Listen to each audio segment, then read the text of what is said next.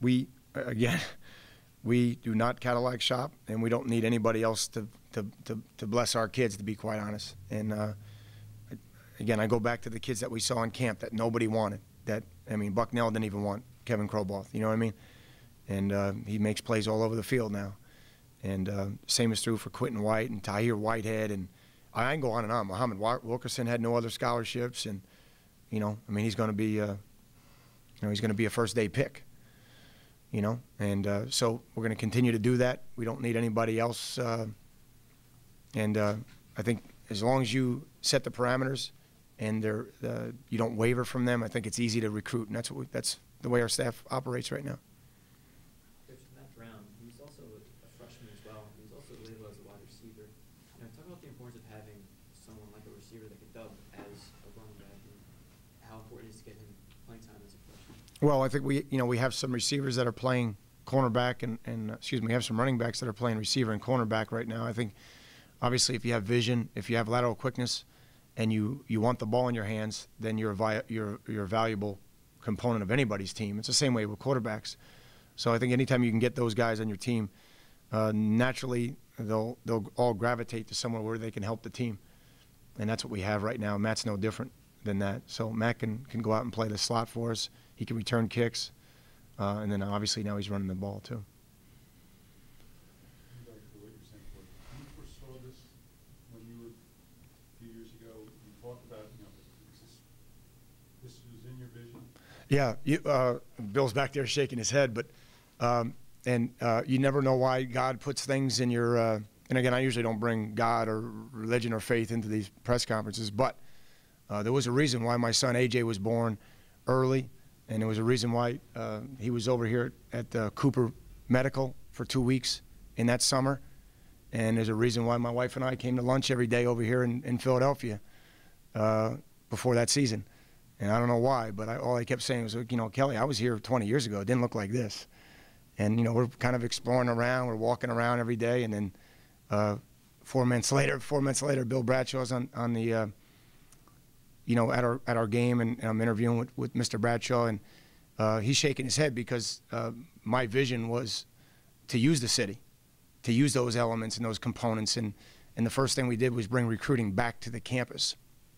We would use the city in recruiting, certainly, but to bring it back to the campus. And obviously when we came on our interview, and my wife and I and our newborn son are strolling around campus at midnight because we couldn't sleep, and we're staying at the Conwell Inn on campus, and there's students all over the campus, and it's midnight, I kind of got the sense that it was time to be the guy that had a shot to turn this thing around, because it was an incredible campus atmosphere at that time, new dorms, it was vibrant, and then obviously with the private investment in the area, that's what probably was it. I remember Johnny Baum explaining to me what was going on in Avenue North and the Edge, and that was it for me. That was probably all I needed to see, that when people are investing that kind of money in North Philadelphia and around Temple University, again, then it was a signal that it was time to invest. It was time to be the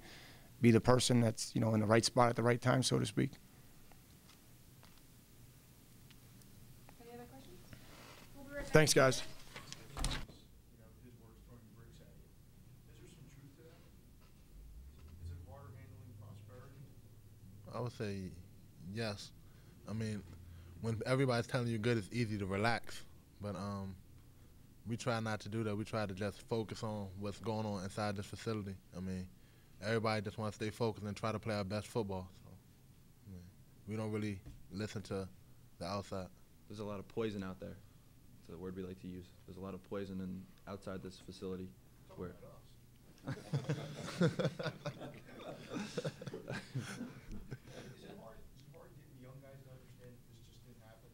The guys who've only been here for a year or two, The young guys. Never saw the other side. The young guys have done a great job of hopping on board, because when they first got here, they were freshmen, they were feeling their way around, with the girls and all that stuff. But we talked to them, hundreds of times since the season started and since camp started, and the young guys have really supported us. The scout teams are excellent. They work hard. They're together, and they've been really positive for us, and I've really appreciated the way they've come along so quickly. Yeah, they really done a great job.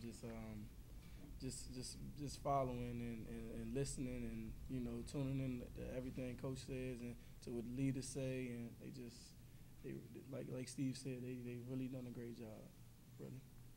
Steve, do you remember year before last going to Ohio? What do you remember about that game? It was cold.